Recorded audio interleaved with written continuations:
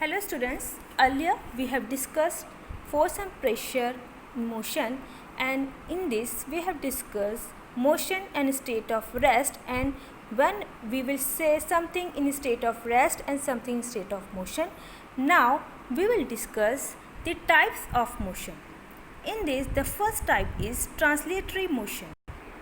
Now in translatory motion, a body moves as a whole or uniformly from one point in space to another. This line of motion may be straight or curved. For example, the motion of bullet fired from a gun. So in translatory motion, the object is as a whole is displaced from its original position. That is, suppose this is a pen, it is totally displaced from its position. Now translatory motion is further divided depending upon what type of path it follows. It is divided into rectilinear motion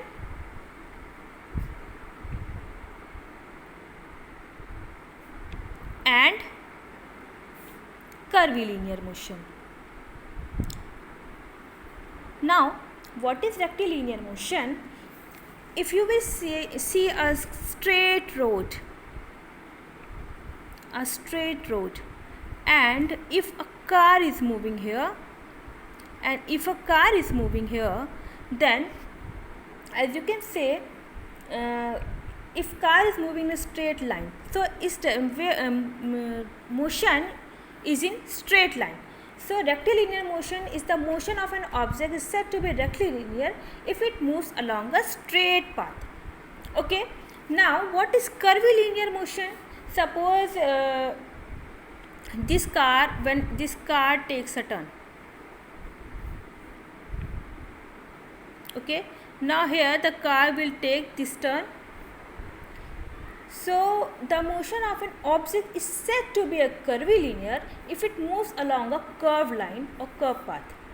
When a car takes a turn, its motion is curvilinear. Also, whenever you see a basketball thrown towards the net, if this is a net of a basketball, then you will see ball is always thrown like this. So this ball follows a curved path here. So its motion is curvilinear motion. Now our second type of motion is rotatory motion. As the name suggests, something is being rotated.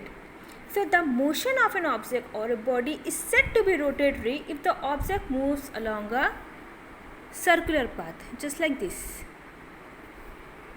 You need not to get confused between translatory and rotatory motion, because in translatory motion an object follows either, if it is rectilinear, it follows straight path, and in curvilinear it follows curved path, not circular. Curve means you can see a basketball, it follows a curved path, but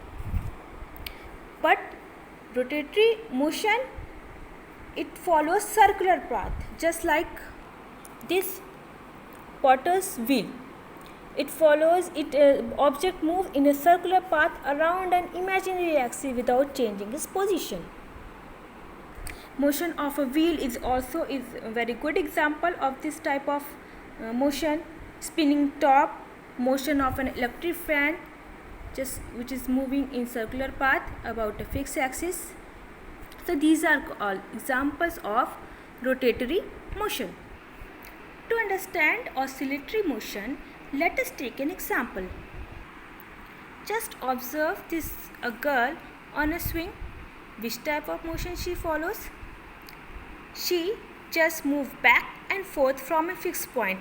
As you can see her swing, she moves back and forth every time.